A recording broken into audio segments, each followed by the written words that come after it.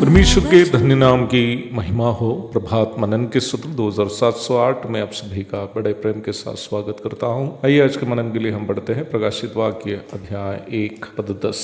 मैं प्रभु के दिन आत्मा में आ गया और अपने पीछे तुरही का सब बड़ा शब्द ये कहते सुना। पतमुस के टापू के बारे में और वहां प्रेरित यूहन्ना का आना इत्यादि के बारे में हम पूर्व में देख चुके हैं। प्रारंभ में पढ़ी गई पदों में यूहन्ना उस परिस्थिति को समझा रहा है जो प्रकाशित वाक्य में आलेखित बातों को लिखने का कारण बनी थी। वह कह रहा है कि प्रभु के दिन वह आत्मा में आ गया। कई ऐसे मसीही ग्रंथों में जो पहली शताब्दी में लिखे हुए हैं, रविवार को अथवा जिस दिन कलीसिया रोटी तोड़ने के लिए इकट्ठी होती है उसे प्रभु का दिन करके सूचित किए हुए हैं। बाइबल से हमें यह स्पष्ट जानकारी मिलती है कि पहली शताब्दी के मध्य भाग से आगे की ओर सप्ताह के पहला दिन अथवा रविवार को कलीसिया रोटी तोड़कर प्रभु की याद करने के लिए इकट्ठी होती थी। प्रेरितों के काम 20 की 7। पहला कुरिन्थी 16 की 2 से भी हमें यह सूचना मिलती है कि पहली शताब्दी के दूसरे हिस्से में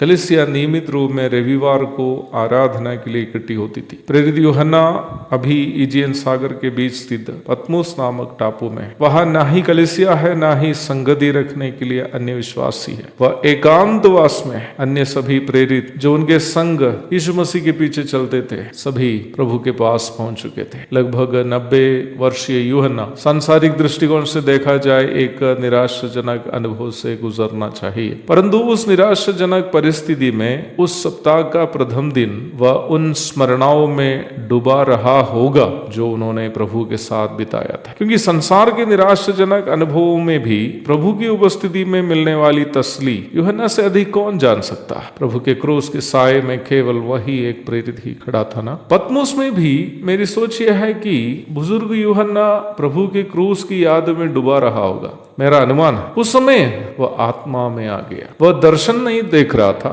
ना ही कोई सपना, क्योंकि वह सो नहीं रहा था, वह पूर्णतया होश में था। पवित्र आत्मा ने उन्हें एक अलग आत्मिक अनुभव की ओर ले गया। जैसे पतरस ने दोपहर के समय दर्शन देखा था, वैसा ही एक अनुभव यूहन्ना भी वहां सामना कर रहा है। एकांतता अथवा अकेलापन से गुजरना एक कठिन अनुभव है। कोई नहीं चाहता कि जीवन में अकेला हो जाए, पर प्रेरित यूहन्ना इस बुजुर्ग हालात में ऐसा एक अनुभव से गुजर रहा है। इजियन सागर में लगभग 50 से ज्यादा द्वीप होते थे। पतमुस जो 10 मील लंबा और 6 मील चौड़ा था, उन द्वीप समूहों में सबसे सूखा तथा खाली था। बार बार चट्टानों में आकर जोर से मारने वाले लहरों की आवाज के अलावा वहां शायद ही कोई अन्य आवाज होती थी। पर यूहन्ना का अनुभव हम सबके लिए भी एक बड़ी तसल्ली है। जब हमारे पास कोई नहीं रहता है, जब हम सब किसी से त्यागी गई स्थिति में, उस समय प्रभु की उपस्थिति को हम अधिक अनुभव कर पाते हैं। एक और शुभ दिन की धन्य कामनाओं के साथ आज का मनन में यहाँ समाप्त करता हूँ। प्रभु आप सबको आशीष दे। आमीन।